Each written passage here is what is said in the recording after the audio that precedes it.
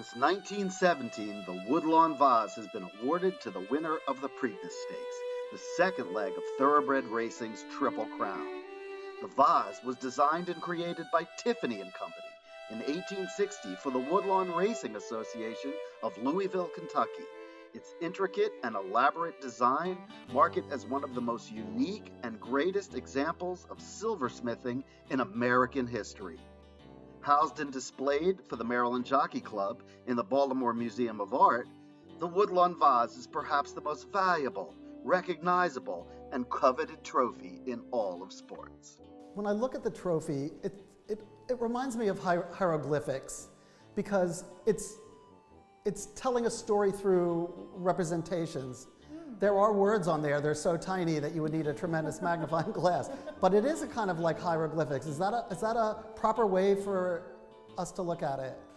I think there are multiple symbolic programs, maybe, in the piece. We might use that kind of terminology from an art historical perspective to describe the work. So you have at the base sculptures of a mare and a foal and a stallion perhaps running around a pasture. And then as you move up the vase, you'll see engravings of a horse perhaps ready and prepared and nervously looking at a track as it's in training in its sort of second year. And then at the top you have as we've talked about, the Lexington with a jockey on top, the race day. And so you have the life cycle of a horse race written into the sculptural program of the piece of silver. And that narrative is very complex for a piece of silver in 1860.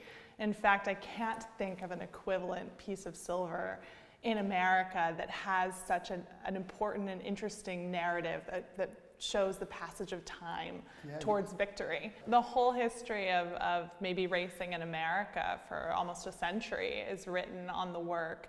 And then in terms of silver too, and the craftsmanship of silver, Tiffany in 1860 he was sending this piece across the country. So he receives nationwide attention for the work. And he knows that many eyes across many spaces are gonna see this because it's an itinerant piece of silver.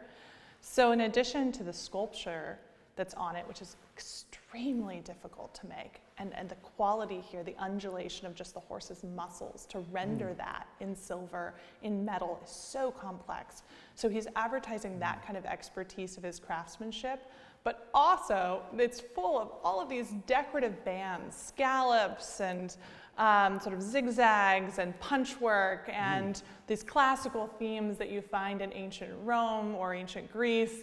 And this is also a kind of sort of brochure of sorts, a sort of survey of what Tiffany can offer you too if you wanted perchance to order some Tiffany silver for your estate home in that period. I really admire the kind of reflectivity of the silver from top to bottom. You can see you're at a race course. This comes out at the end, the sunlight shining on you, it's reflecting from this, it's glowing. You know, all of the ideas about triumph and victory in an age before electricity in 1862. This is you know, sunlight on earth. To have silver on a course like this. So what's wonderful about this is that the trophy, the vase, was not made specifically for the Preakness Stakes. So Lexington is at the top of it. He's the #1 sire of the late 19th century. However, it winds up being the trophy that's presented for the Preakness Stakes. Lexington is the sire of Preakness. So whoever had the foresight to get this to the Maryland Jockey Club really did a good thing because it is the perfect trophy for the event. And Preakness is the first winner of the first stakes race at Pimlico Racetrack. So you continue Preakness's win with every new win each year. The winners now take home a replica of this trophy made by Steve and Company here in Maryland. And that is about 1/3 the size of this vase too. These trophies that are made for the jockey and trainer, obviously you can see where they take some of the design elements of the perpetual and the original. And it's interesting, we were doing this for about 10 years. Before, it was something like a Revere Bowl or a Loving Cup that really didn't mean much to anybody, but they had to have a trophy to give out. At the Preakness. Right, and other races do it too.